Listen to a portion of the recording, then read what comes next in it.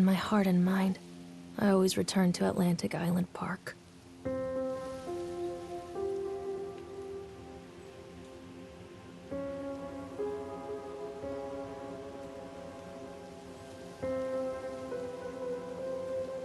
Where's Mr. Bear? I haven't seen Mr. Bear, Callum.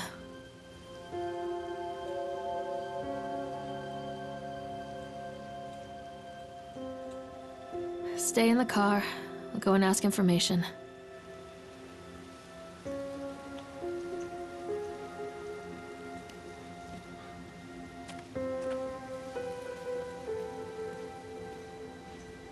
Attention, patrons. The park is now closed. Please make your way to the car park at your earliest convenience. Employees, prepare the park for shutdown.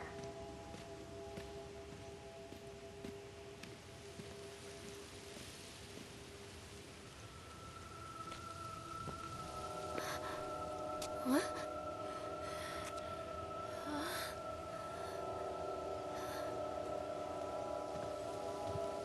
Hey, Lorraine.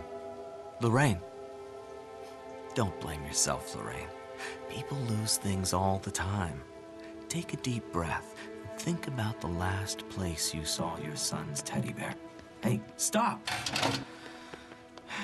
I think your boy just ran into the park. I'll unlock the gates for you.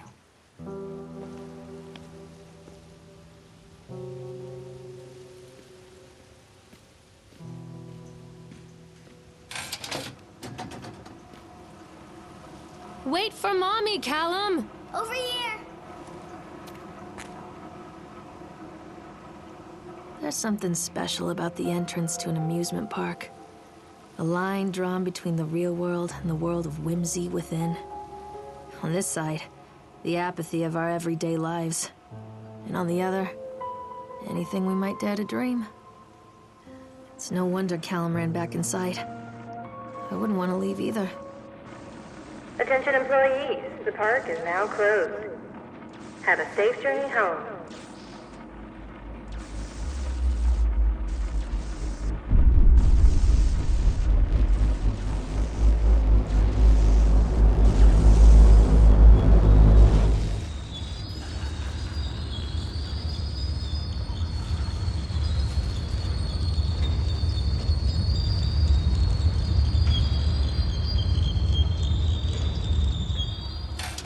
Oh, God.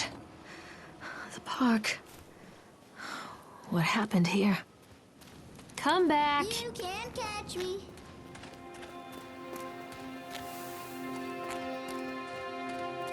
Stop! Callum!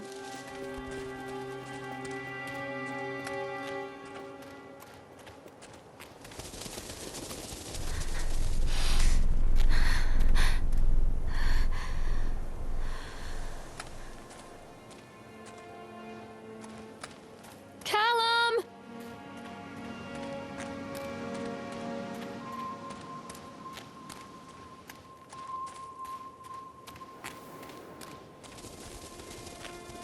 Where are you? Over here!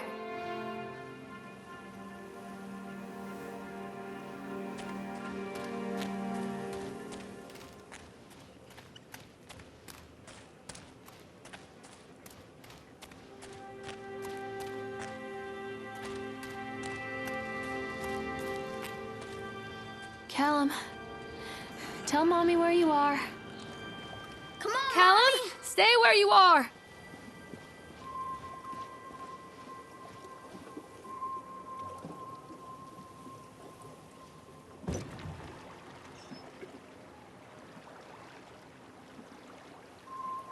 Come on, Mommy needs to see you, Callum.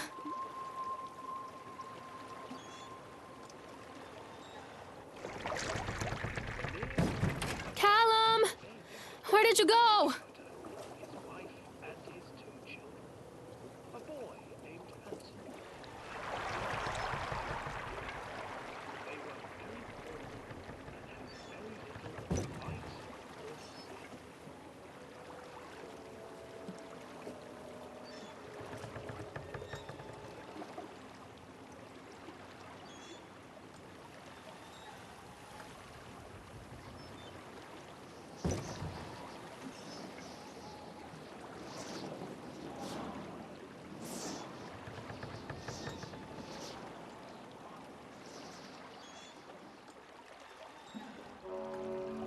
Near a great forest, there lived a poor woodcutter, his wife and his 2 children, a boy named Hansel and a girl named Gretel.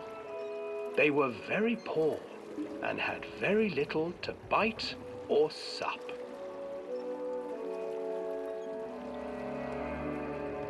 "What will become of us?" the woodcutter asked his wife one night.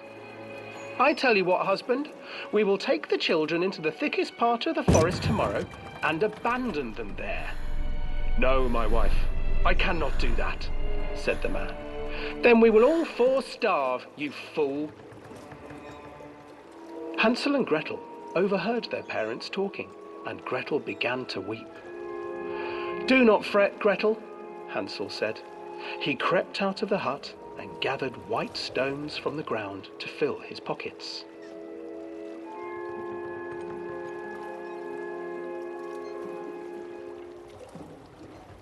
The next morning, the woodcutter leads the children into the forest.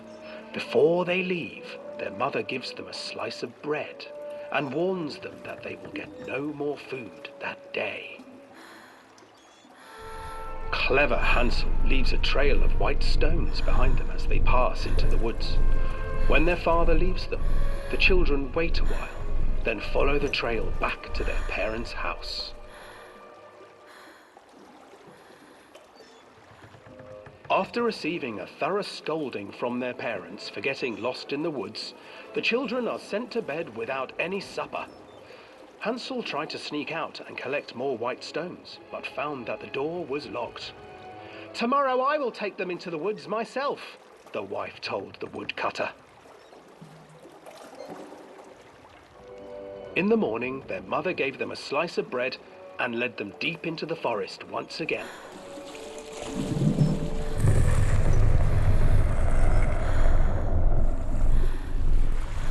Hansel broke his bread into pieces and left a trail of breadcrumbs to lead them safely home.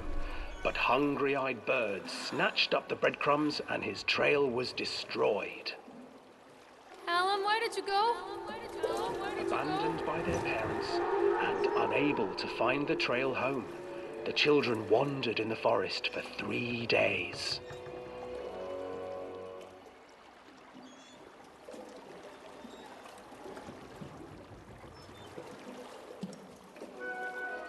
The children stumbled into a clearing with an exceedingly strange house. Its walls were made of gingerbread, and its windows were panes of clear sugar. Hansel, desperately hungry, ran forward and began to nibble on the walls.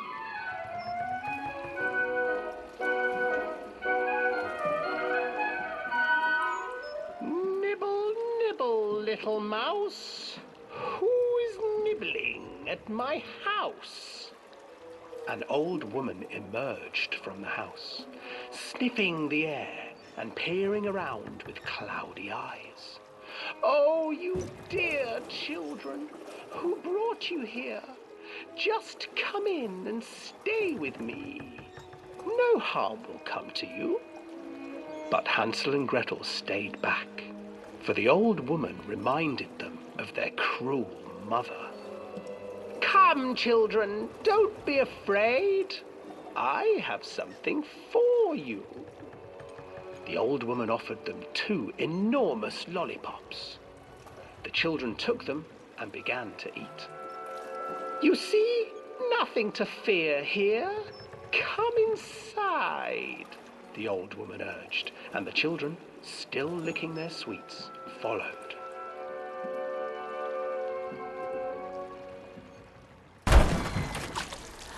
Once inside the house, the old woman changed. She stuffed Hansel into a cage and put Gretel to work, sweeping and cleaning her hut. "Your brother will make a good mouthful," the old witch told Gretel. "Once he is fattened up, I shall feast upon him."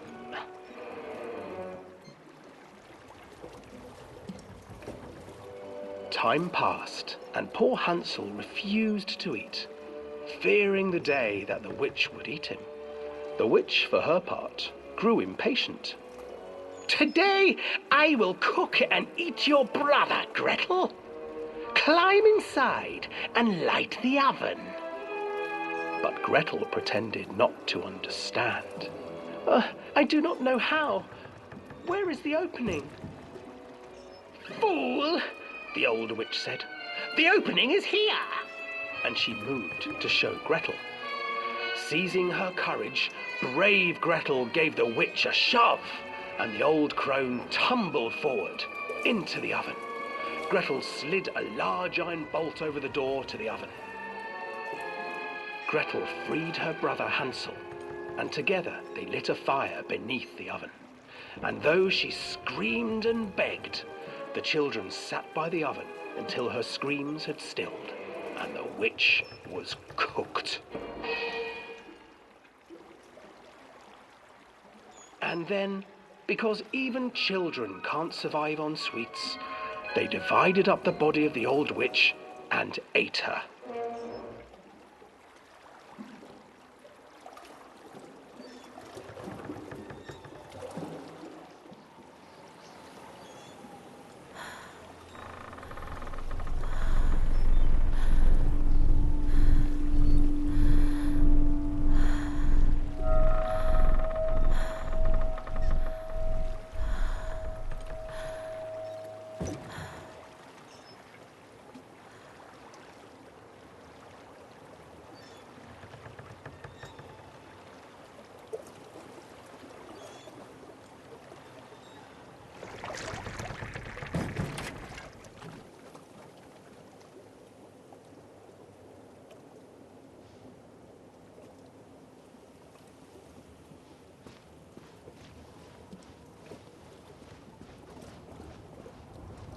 Hansel and Gretel. I used to read it to Callum when the electricity was shut off. Those poor children. The whole world against them. The forest, the birds, the old witch, even their own parents. I used to imagine that Callum and I were the kids in that story. Not mother and son, but brother and sister, hand in hand against the unkind world.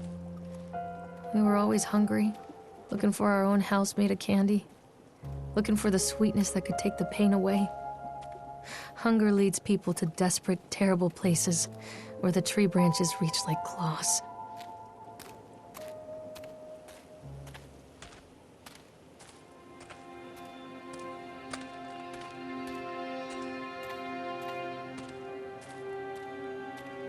Where did you go? Mother duck said quack, quack, quack, quack. Another accident. This place.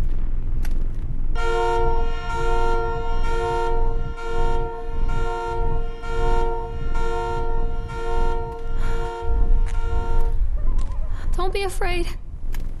Over here.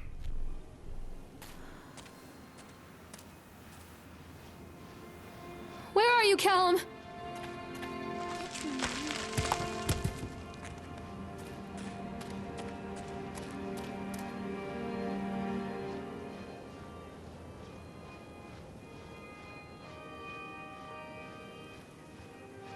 Hello?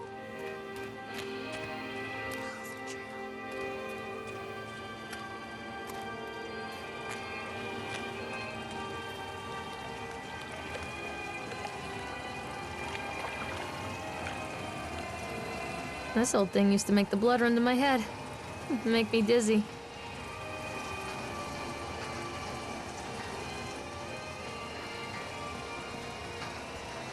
Callum!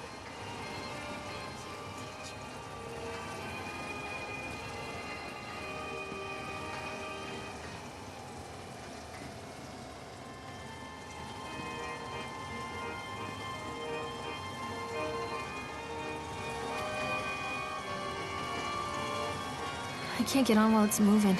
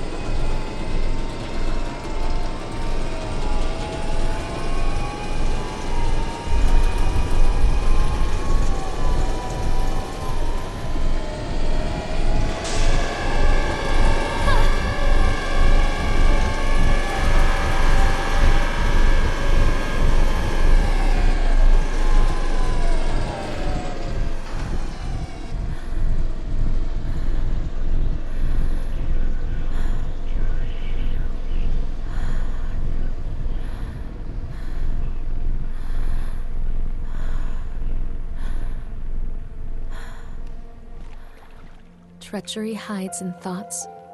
Treachery that lashes like a whip and scars our insides.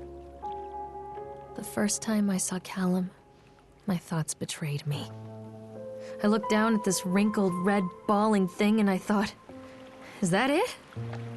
We build our world from expectations, and the world that I had built for Callum was no different.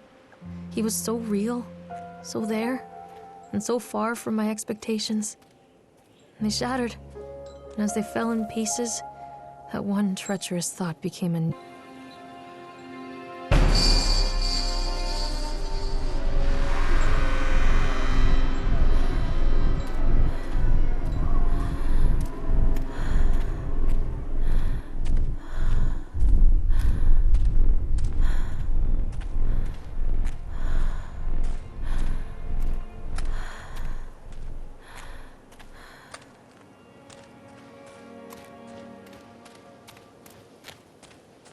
Stop, Callum! This way. Constant crashes and 80s music. I guess it floats someone's boat.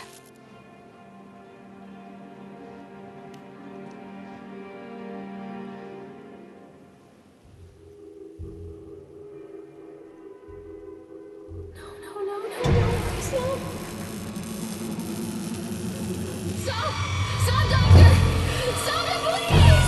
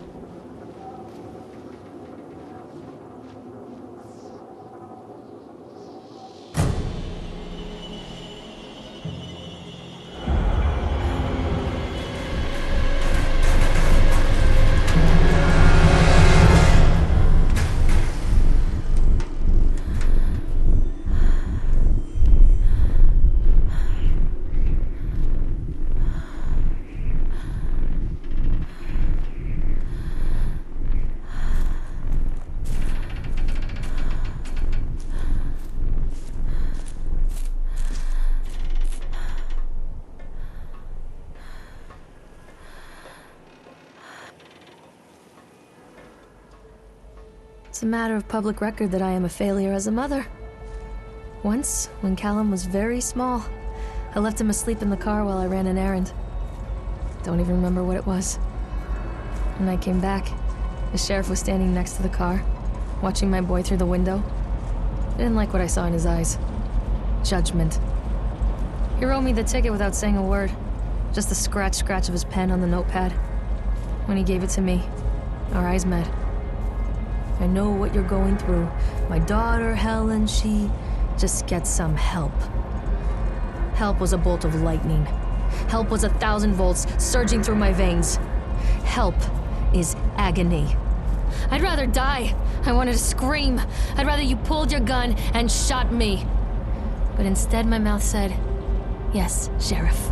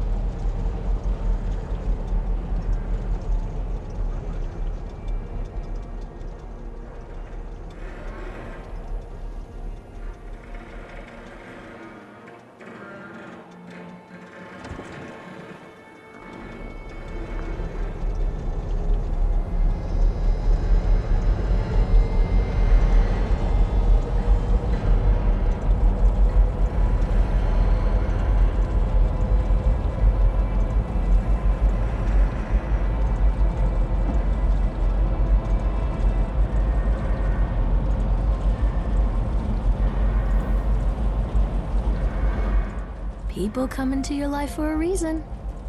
Dad used to say that before Mom ran off. After that, he mostly just drank. Things were different for Don and I. When we met, I was sweeping the floor at Susie's diner. He came in with some workers, but he didn't try to flirt or cop a feel like the others. He just ordered a coffee and sat there, watching me. When my shift was over, he offered to walk me home. I don't know how to describe that walk. We talked and laughed and eventually kissed. It felt like love. It felt like a fairy tale. I can't tell you if Callum was made that night or one of the ones that followed, but I think it has to be that night. That one perfect night. Don and I moved in together, but then, well, he died. According to the supervisor, his safety harness failed when he was working on the top of the Ferris wheel. Don was there one moment, and then gone. Sometimes people leave your life for no reason. I was 3 months pregnant with Callum. Fairy tale fucking over.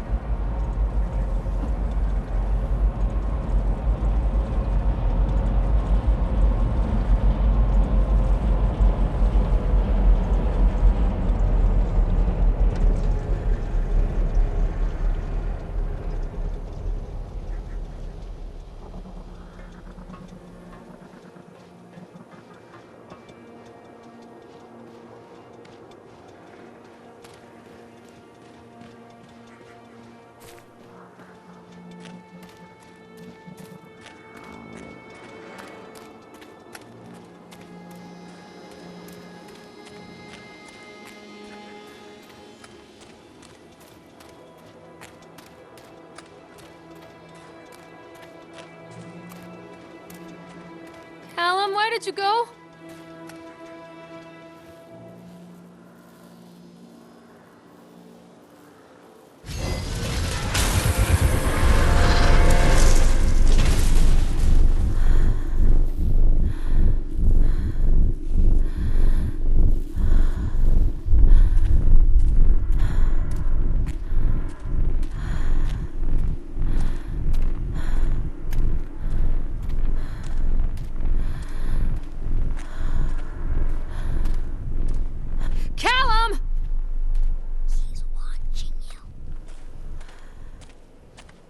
Don't be afraid. A lot of people idolize their children. You hear them talking about their kids and just the way they talk, their fucking voices make me want to vomit. My angel likes to read, and little Johnny is so good on the piano. Fuck those people! You give up 9 months of your life carrying them, you traumatize yourself giving birth to them, and then you spend the rest of your life as their slave. Wiping asses, mopping up piss, feeding them. Little life-sucking monsters who take and take and take until... we all go insane. Any parent who pretends otherwise is just dishonest. That's called choice supportive bias. I am honest.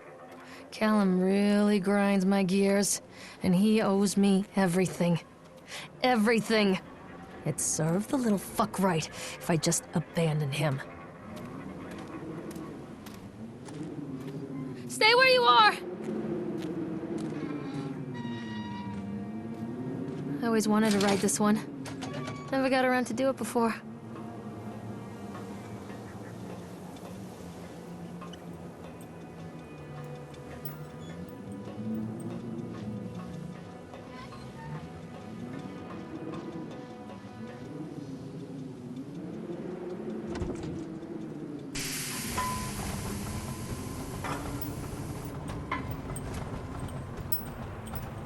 What do you want?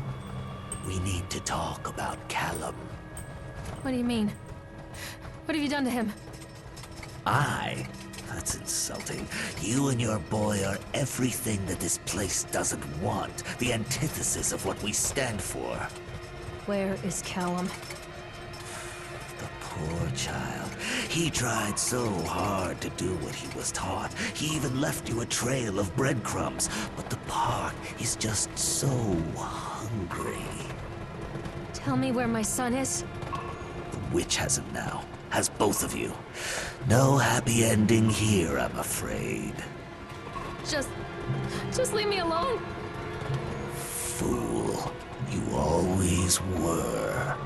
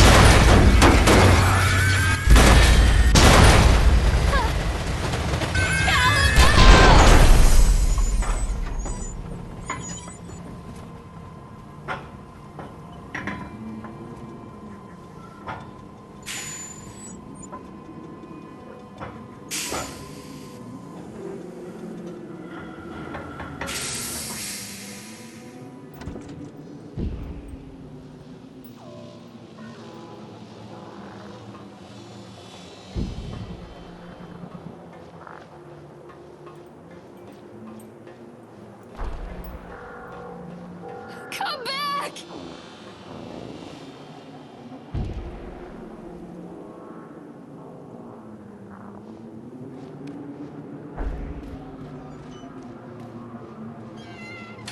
Callum has bruises on his arms, finger marks.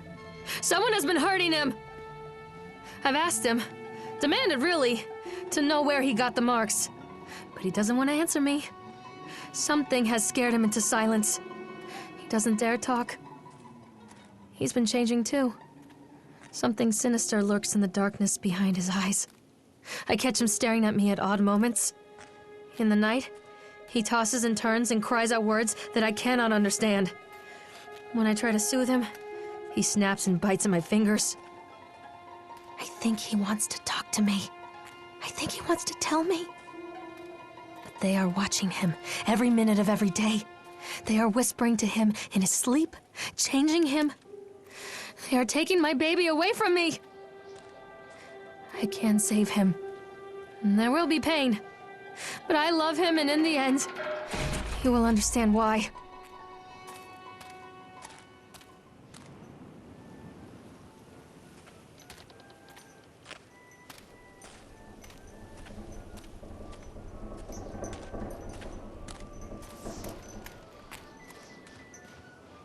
Callum, where are you? Mommy, I'm scared.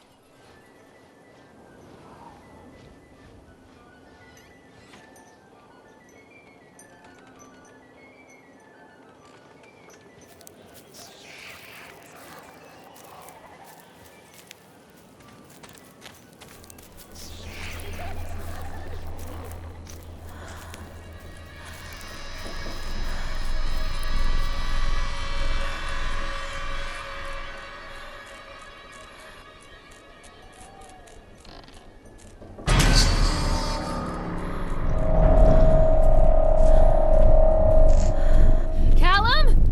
Callum!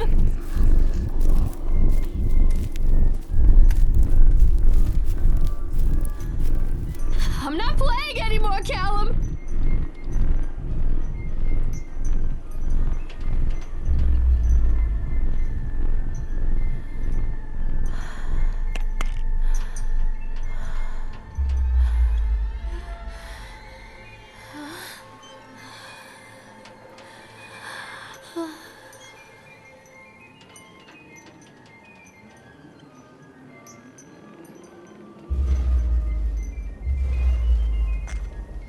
Forgive me, Callum.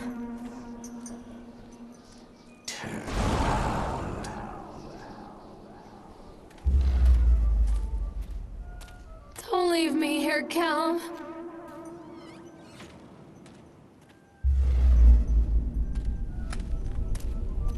Callum, Don't touch I'm me. sorry.